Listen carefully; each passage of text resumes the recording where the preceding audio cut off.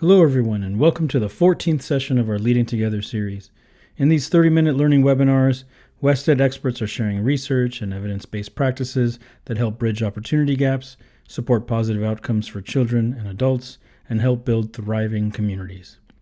Our topic today, building effective assessment systems aligned with LEA teaching and learning goals.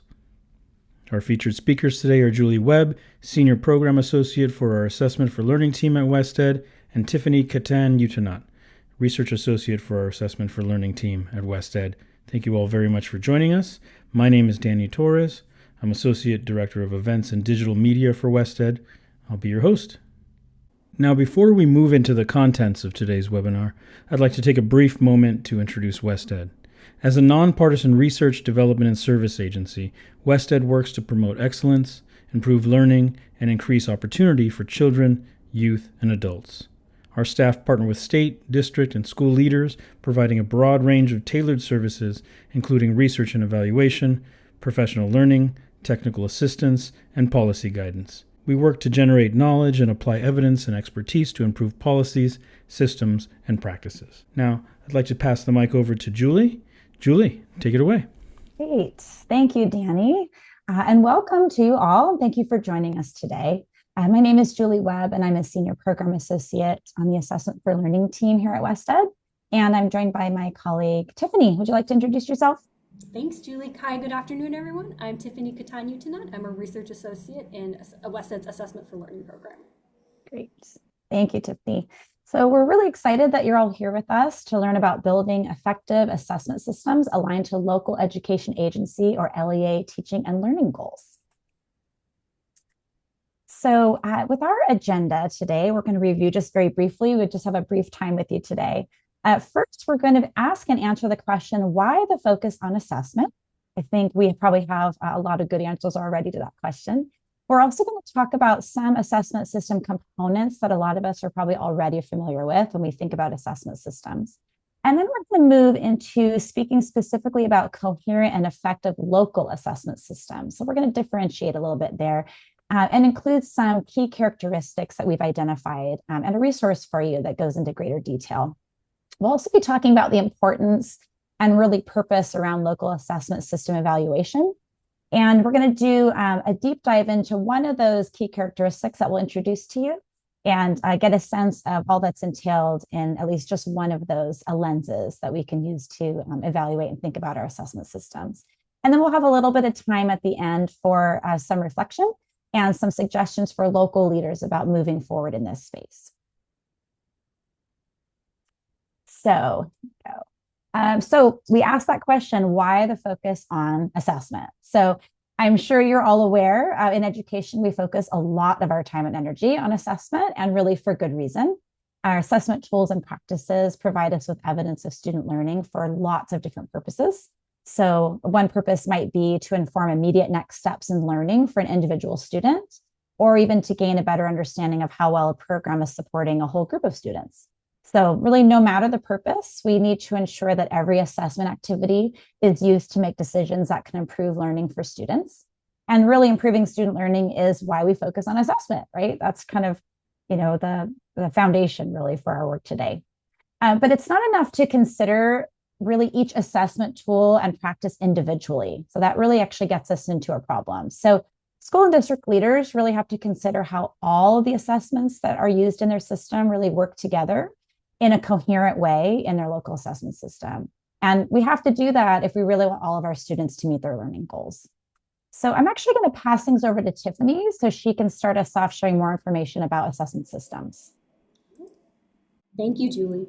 So we wanted to start by just thinking about assessment systems and their different components. So we wanted to first take a look at the different parts of the education system in which we might be using data to inform instructional, programmatic, and system design decisions. The purposes and uses of assessment data are going to differ depending on the level of the education system and the different partners within those levels who are going to be accessing data. So we wanted to start by looking first at the classroom level.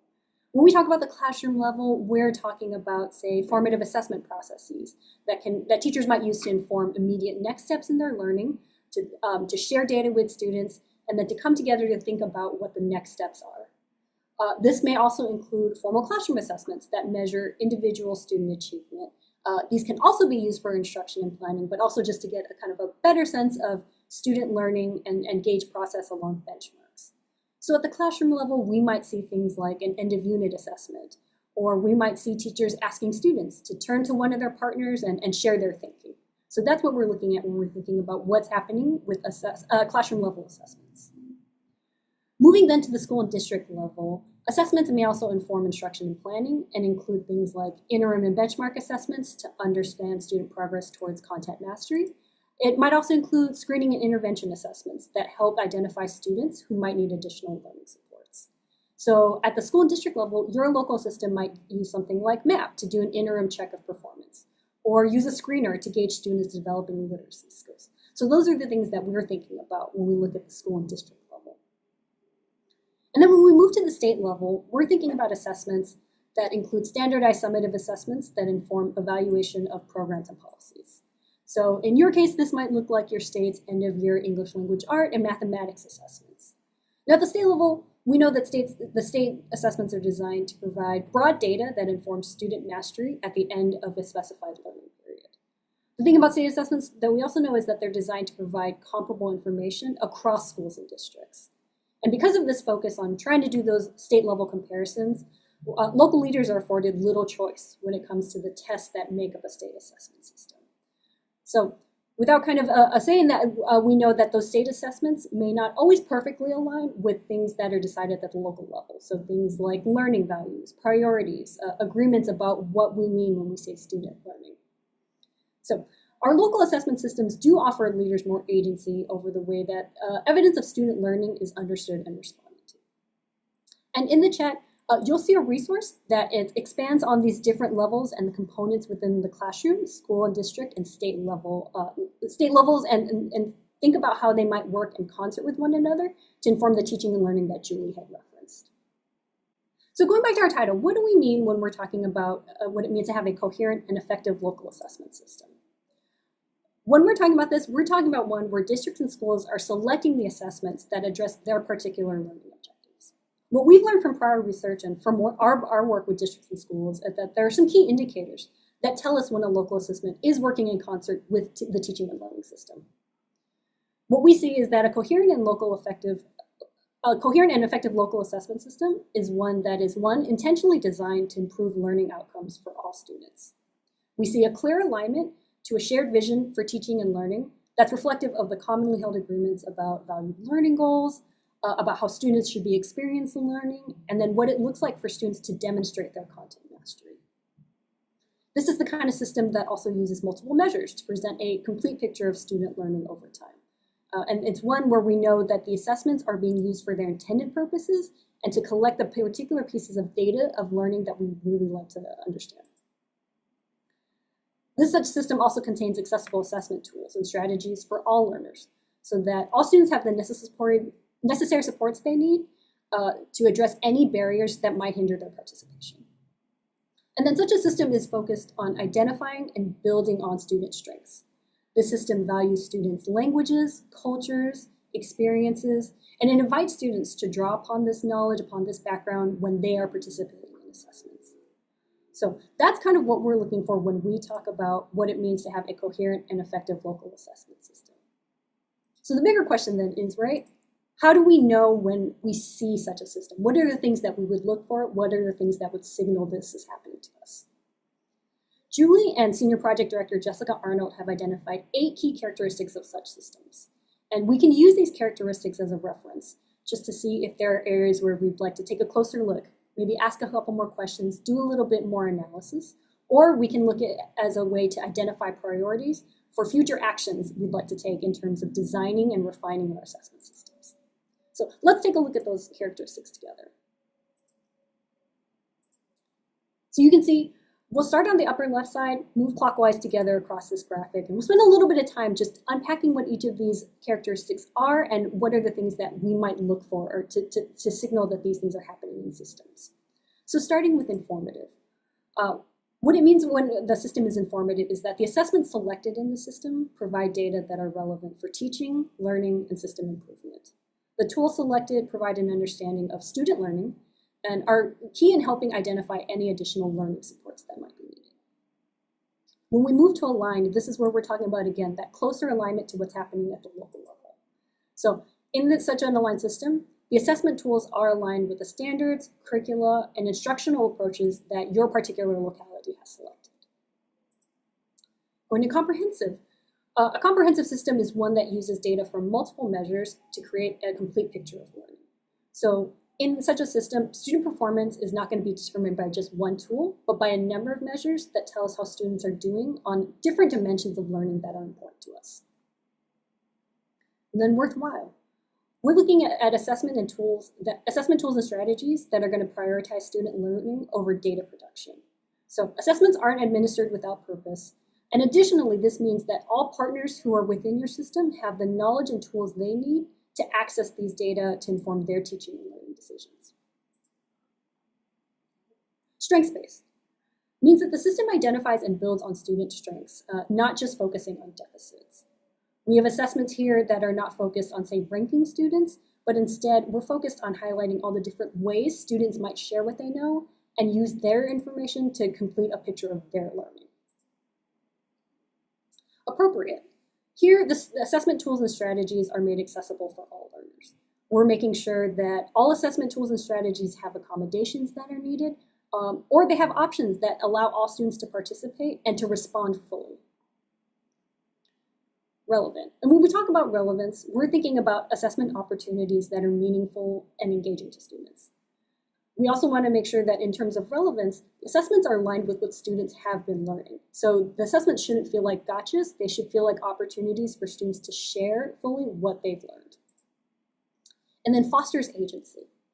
Assessment tools and strategies encourage students to develop their own learner agency. When they're taking assessments, students can see the purpose. The assessment data helps them take stock of their own learning. And the data helps them identify any additional supports they'd like to support their learning or places they'd like to extend their learning to move on. So as mentioned previously, local assessment systems differentiate themselves from state assessment systems in that they are aligned with a locally developed vision for teaching and learning. And you'll see that represented in the center of the graphic because it's so key to what we are talking about today. Additionally, you'll see around the entire graphic a representation of local leadership, as we feel like local leaders are really key to this entire design and maintenance process. We want to make sure that we highlight the importance of local leaders in making the decisions about design and about maintenance that are ensuring that the alignment is there from assessment tools to local visions. So again, in the chat, you'll see a link to the article that describes these characteristics in greater detail. And we encourage you all to download, bookmark this article. It can be a valuable tool as we're talking today, and it can be a valuable tool as you think about how your local assessment system aligns with the ideas we're sharing today.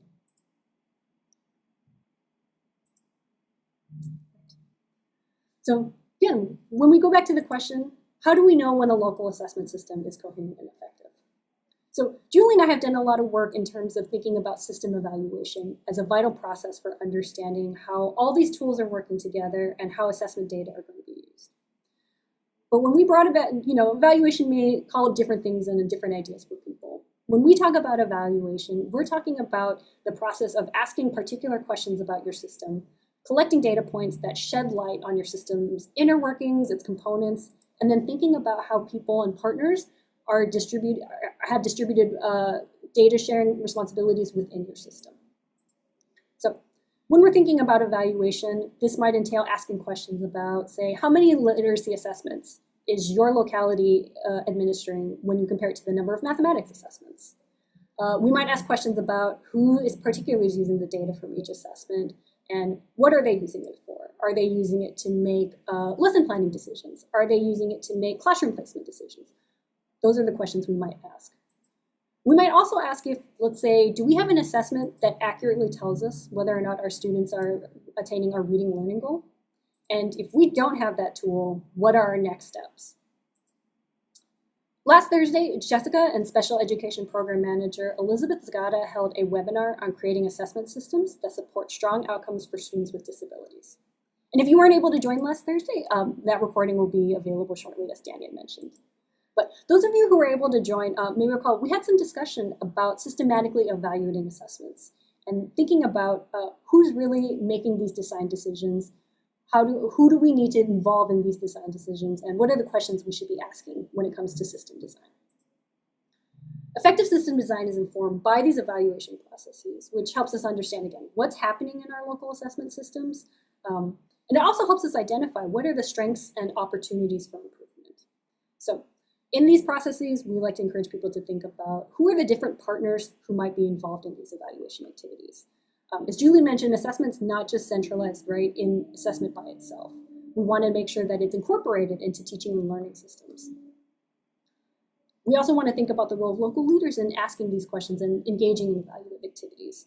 We know that, again, local leaders play such a vital role in enacting and sustaining their systems, and we want to make sure that when we're conducting such an evaluation, we're getting leaders the data they need that informs any kind of design considerations, any kind of revision, any kind of maintenance.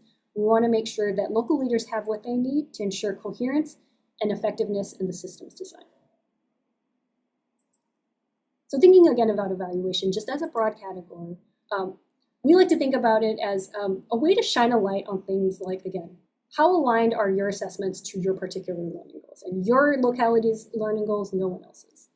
We want to think about how accurately your assessments are measuring your students' learning. Is it giving you the data that you need to understand learning outcomes? We want to know if assessments are gathering meaningful data. Is it data that you and your partners can use? Or is it data that unfortunately sits somewhere and then nobody looks at it again? And then we also want to take a special look at partners' capacities for analyzing assessment data and translating that data into practice decisions. Again, making sure that the assessment data really gets to be part of those teaching and learning cycles and not something that we did, we checked it off, and then we never touched it again. So for our team at Wested, we like to use the 8 key characteristics that we reviewed as a framework to conduct these thorough evaluations of local assessment systems. Part of the key in our process is that we want to take into account the nuances of whatever your local contexts are, your local values, and the ways that you all individually design learning and teaching. A big part of our work is that system evaluations should be conducted regularly. So again, we know that priorities may shift, goals may shift. We want to make sure that we're working to help people understand that that alignment is something that can be disrupted or misplaced, and that the regular evaluation keeps the coherence tighter. What we want to learn from these evaluations too is that we want to get actionable steps for system improvement that, again, really are directed at providing leaders with the clarity they need to build coherent and effective local assessment systems. And part of what we wanted to talk about today is too, like, helping move beyond a sole focus on accountability and compliance when it comes to assessment. We want to move into that sphere where we're talking about how assessment works hand in hand with teaching and learning. So given our time today, we wanted to focus on just how we might use one of those key characteristics that we reviewed as a lens for starting an assessment system evaluation and starting to ask these questions. So Julie's going to help us dive a bit deeper into the informative characteristic as an entry point into analyzing a local assessment system and taking a closer look at the decisions that are behind that system's design. So Julie, I'll turn it back to you. Thank you, Tiffany.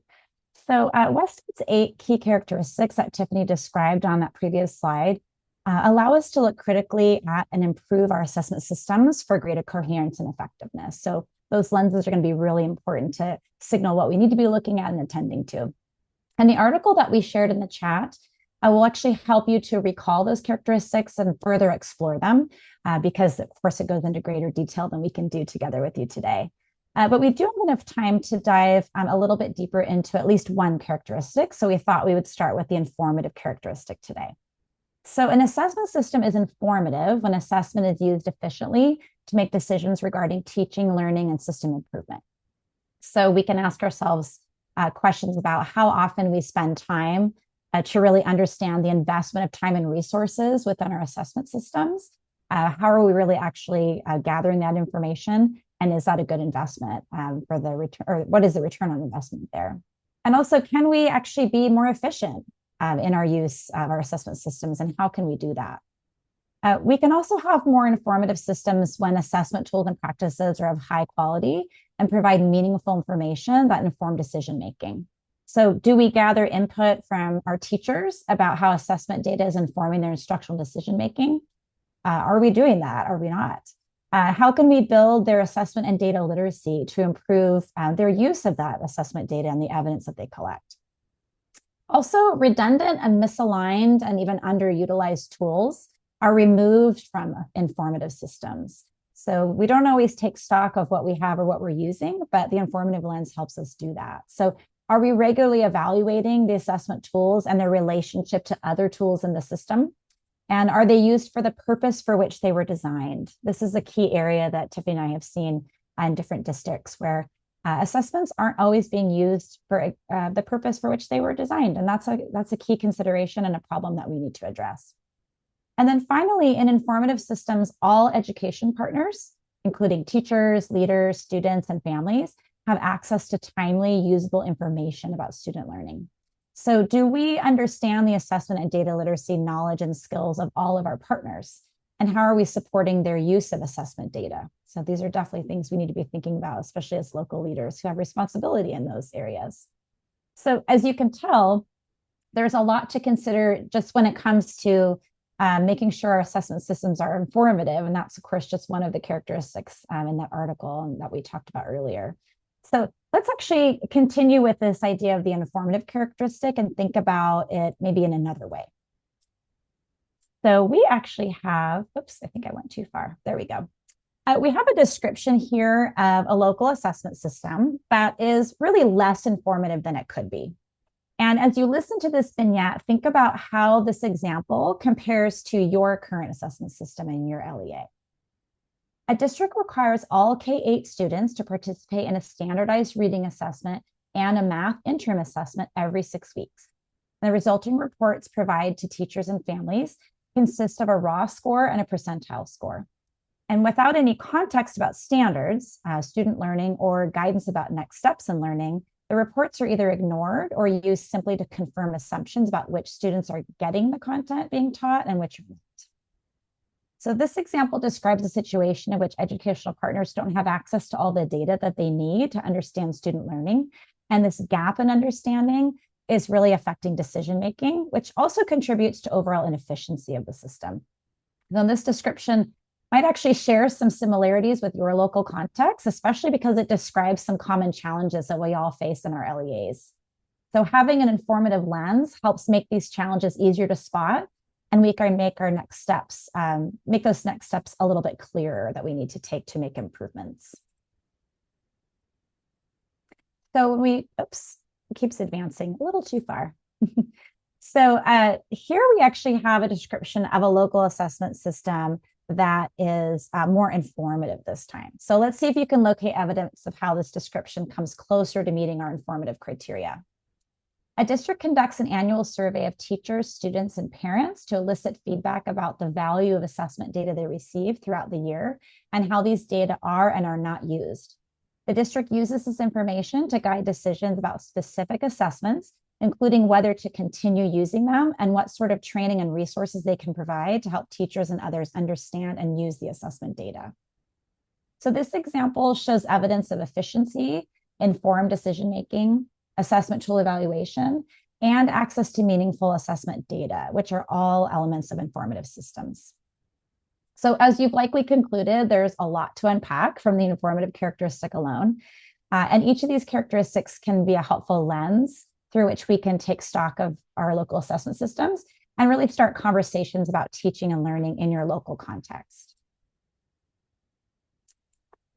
And to start such conversations, we can ask some probing questions about our local assessment systems, again, through this informative lens. So you can ask yourself, how informative is your local assessment system?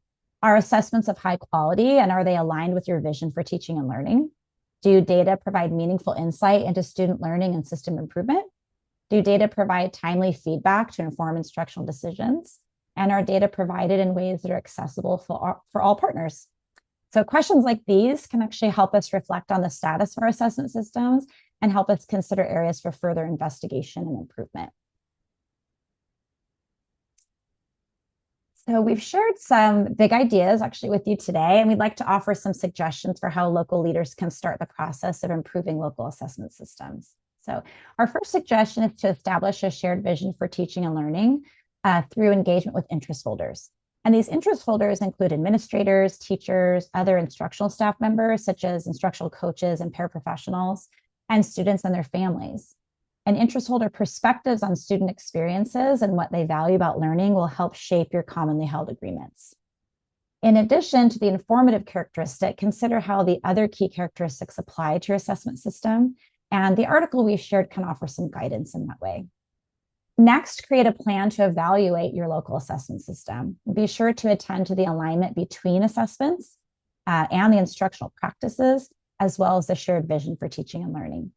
And implement the plan, analyze the resulting data, and that will inform your next steps.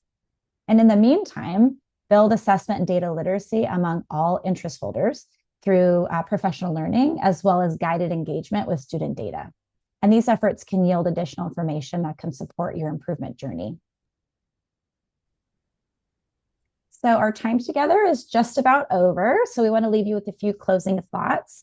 Really, the importance for all of us for those assessments that we use to work together within a coherent and effective local assessment system, really in order to support our efforts to improve learning for all students.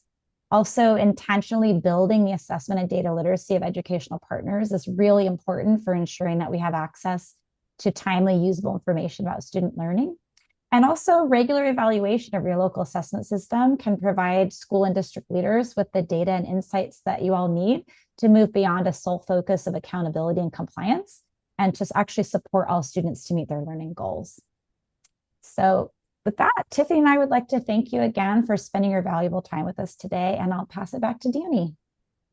Yeah, thank you. For more information about our work on the topic of assessment literacy, visit our Center for Standards Assessment and Accountability website at csaa.wested.org. You can click Assessment Literacy under Featured Services on the homepage. You can also scan the QR code displayed here on the screen. That'll take you right to the page. Well, thank you, Julie and Tiffany, for a great session today, and thank you to all our participants for joining us. We really appreciate you being here. Please feel free to reach out to Julie and Tiffany via email if you have any questions about the work we discussed today. You can reach Julie at julie.webb, W-E-B-B, at wested.org, and you can reach Tiffany at TKATANY at wested.org. And there's still time to register for our upcoming Leading Together webinars. We're covering a range of topics, including literacy, early math, assessment, and more. During these webinars, we're sharing insights and evidence-based practices to improve teaching, leading, and learning. For more information about our Leading Together webinar series, visit us online at wested.org/leading-together-2025. And finally, you can sign up for Wested's email newsletter to receive updates, subscribe online at wested.org/subscribe, or you can scan the QR code displayed on the screen here. You can also follow us on LinkedIn and Blue Sky. With that, thank you all very much. We'll see you next time.